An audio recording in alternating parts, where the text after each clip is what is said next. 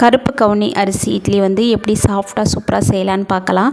இப்போ வந்து நான் கருப்பு கவுனி அரிசி தான் எடுத்திருக்கேன். இதில் வந்து இட்லி செய்யும் போது கொஞ்சம் பிசு பிசுன்னு இருக்கும். அது இல்லாமல் எப்படி செய்யலான்றத இந்த வீடியோவில் பார்க்கலாம். இப்போ 2 டம்ளர் அளவுக்கு கருப்பு கவுனி அரிசி எடுத்துக்கோங்க. அதே அளவுக்கு இட்லி அரிசி இல்லைன்னா சாப்பாடு யூஸ் பண்ணுற அரிசியை வந்து 2 டம்ளர் கருப்பு கவுனி அரிசி எந்த அளவுக்கு எடுக்கிறோமோ அதே அளவுக்கு புழுங்கல் அரிசி சேர்க்கும் போது இட்லி வந்து பிசு பிசுன்னு இல்லாமல் நல்லா பஞ்சு மாதிரி சூப்பராக இருக்கும்.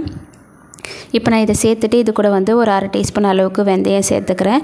சேர்த்துட்டு ஒரு 4 தடவை நல்லா கழுவிட்டு சுத்தமான தண்ணி ஊற்றி ஒரு 5 மணி நேரம் வந்து நல்லா ஊற வச்சுக்கலாம். ஊறினதுக்கப்புறம் நம்ம அரைக்க போகிறதுக்கு 1 மணி நேரத்துக்கு முன்னாடி வந்து உளுந்து வந்து கழுவிட்டு ஊற வச்சோம்னா இட்லி வந்து நல்லா சாஃப்டாக இருக்கும். இது கூட வந்து சேர்த்துடாதீங்க, தனியாக வந்து அரைச்சி செஞ்சிங்கன்னா தான் இட்லி வந்து நல்லா பஞ்சு மாதிரி சூப்பராக இருக்கும். இப்போ எந்த டம்ளரில் அரிசி அளந்தனே அதே டம்ளரில் 1 டம்ளர் அளவுக்கு உளுந்து வந்து நான் சேர்த்துக்கிட்டேன். கழுவிட்டு ஒரு 3/4 மணி நேரம் மட்டும் நான் ஊற வச்சுக்கிறேன். அதுக்கப்புறம் கிரைண்டரில் வந்து ஃபஸ்ட்டு உளுந்து சேர்த்துக்கலாம். உளுந்து வந்து கொஞ்சம் கொஞ்சமாக சேர்த்து எப்பவும் போல் தான் நல்லா சூப்பராக வந்து அரைச்சி எடுத்துக்கலாம்.